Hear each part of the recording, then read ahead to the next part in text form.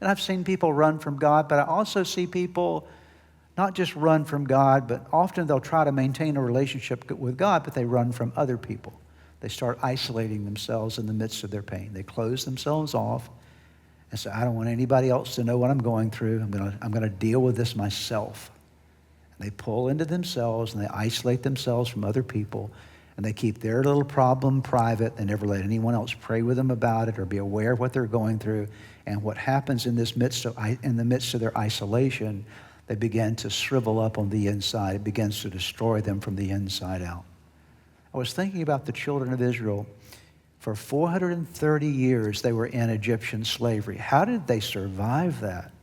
How did they manage to survive that? I believe one of the critical ingredients to their survival was the fact that they did it together. They were a group together. In fact, if you study the history of Israel, you'll see that before their Egyptian slavery, they were just a group. They was sort of a family group. But by the time they come out of Egypt and Moses leads them out, they're actually a nation because they had been bonded together by their adversity.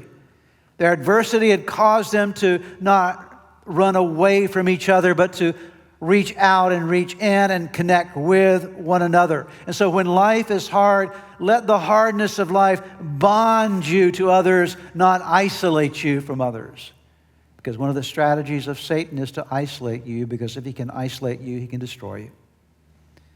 Just like a wolf will go after a flock of sheep, and the way that a wolf will attack a flock of sheep is not by going after the whole flock. The wolf goes after one in the fold.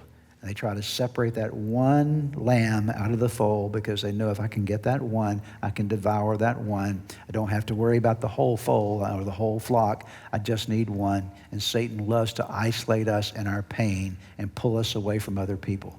Dear ones, can I remind you today that when you're going through difficulty, you need God, but you also need other people in your life.